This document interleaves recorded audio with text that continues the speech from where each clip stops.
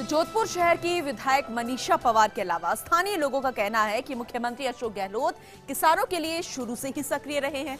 चाहे वे 2 बार केंद्रीय मंत्री रहे या फिर 2 बार मुख्यमंत्री रहे, उस वक्त भी उन्होंने किसानों के हित का पूरा ध्यान रखा है। और अब जब तीसरी बार वे मुख्यमंत्री बने हैं तो उनका पूरा फोकस किसानों की समस्याओं का समाधान ही है।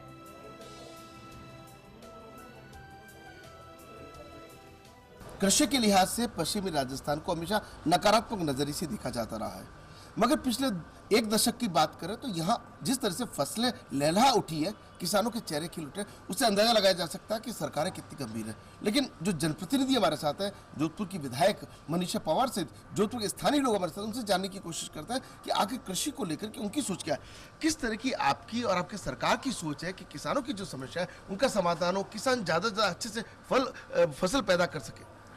सबसे पहले तो मैं पहली विधानसभा 15वीं विधानसभा में एक लोकतंत्र के मंदिर में जब मैं गई तो मुझे बहुत ही अच्छा महसूस हुआ कि फर्स्ट हमारी विधानसभा की बैठक में मुख्यमंत्री अशोक गहलोत साहब ने किसानों के ऋण माफ़ी की घोषणा करी।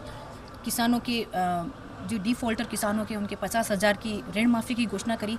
और हम ये समझते हैं कि जो हमारा पश्चिमी राजस्थान है और हमारे राजस्थान के मुख्यमंत्री हमेशा किसानों के साथ रहे हैं, उन्होंने हमेशा सहयोग किया है।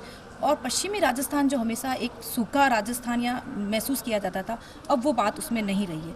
पूर्व में जब गहलोत सरकार थी, हमारी मुख्यमंत्री अशोक गहलोत साहब थे, उन्होंने हमेशा किसानों को लेकर, किसानों के साथ मिलकर और उनके सहयोग के लिए हमेशा वो किस तरह आगे बढ़े, किस तरह अपने खेती को आगे बढ़ाए, किस तरह उनकी फसलें विकसित हो, इसी बात को लेकर उन्होंने काम किया है।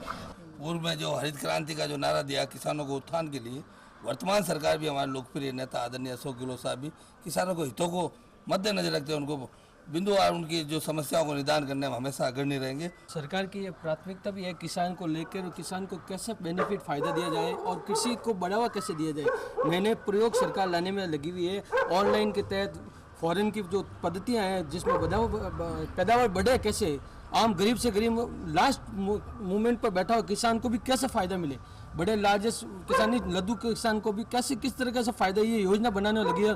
उम्मीद दोनों सरकारों से, चाहे राज्य सरकार हो चाहे केंद्र सरकार, अगर किसानों के हित का ध्यान नहीं रखा तो यही किसान है, यही अन्नदाता है, यही धन उगाता है और हिंदुस्तान का पेट भरता है। ये ध्यान में सबको रखना जरूरी होगा। सहयोगी भानु सिंह गहलोत के साथ Rajiv Gaur, First India News, Jodhpur.